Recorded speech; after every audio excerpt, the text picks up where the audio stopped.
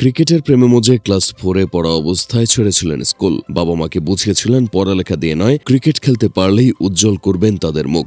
22 গজে বল হাতে আলো ছড়িয়ে যেন বাবা মাকে দেওয়া সেই কথারই প্রমাণ দিচ্ছেন মোহাম্মদ রিপন মণ্ডল। বয়সভিত্তিক দল থেকে শুরু করে ফ্রাঞ্চাইজি লিগ যেখানে সুযোগ পাচ্ছেন সেখানেই বল হাতে নিজের কারিশমা দেখাচ্ছেন এই তরুণ পেসার।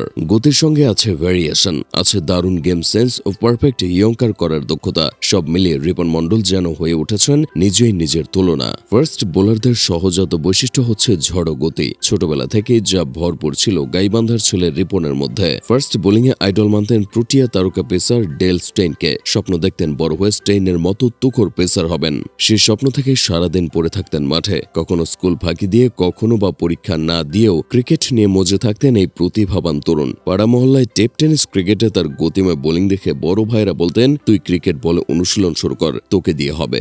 বাবা মাকে কষ্টে রাজি করিয়ে 2017 সালে গাজীপুরে থাকাকালীন ভর্তি হয়ে যান মহাখালীর গ্লোবাল ক্রিকেট একাডেমিতে। সেখান থেকে নাম লেখান 3rd ডিভিশন লিগে। নিজের প্রথম সিজনে 7 ম্যাচে 18 উইকেট শিকার করে দ্রুতই চলে আসেন বিসিবির নজরে। আগে এইজ লেভেলের কোনো অভিজ্ঞতা ছাড়াই সরাসরি ডাক পেয়ে যান অনূর্ধ্ব-19 দলের ক্যাম্পে। প্রতিভার প্রমাণ দিয়ে সুযোগ পেয়ে যান 2022 অনূর্ধ্ব-19 বিশ্বকাপের জাতীয় দলে। সেই টুর্নামেন্টে বাংলাদেশের যুবারা ভালো পারফরমেন্স দেখাতে না পারলেও বল হাতে আলো ছড়ান ইয়ংস্টার রিপন মণ্ডল। 6 ম্যাচে 14 উইকেট শিকার করে জায়গা করে নেন সেই আসরের বিশ্বকাপ সেরা একাদশে। এরপর থেকে নিয়মিতই বিসিবির ছায়াতলে ছিলেন এই তরুণ স্পিডস্টার। বয়সভিত্তিক দল ও এ টিমের হয়ে খেলেছেন বেশ কিছু টুর্নামেন্টে। সেই সাথে ঘরোয়া ক্রিকেটও মাতিয়েছেন সমানতালে। বিপিএলে তার অভিষেক ঘটে 2023 আসরে রংপুর রাইডার্সের জার্সিতে। এরপর খেলেছেন বরিশাল ও রাজশাহীর হয়ে। 2024 সালের ডিসেম্বরে উইন্ডিজ সফরে জাতীয় দলে ডাক পেলেও অভিষেক ছাড়াই বাদ পড়তে হয় তাকে। এই বাদ পড়ার পর নিজেকে আরও পরিপক্ক করে গড়ে তুলেছেন রিপন মণ্ডল, যার প্রতিফলন দেখা গেছে রাইজিং স্টার, এশিয়া কাপ ও বিপিএল এর মঞ্চে।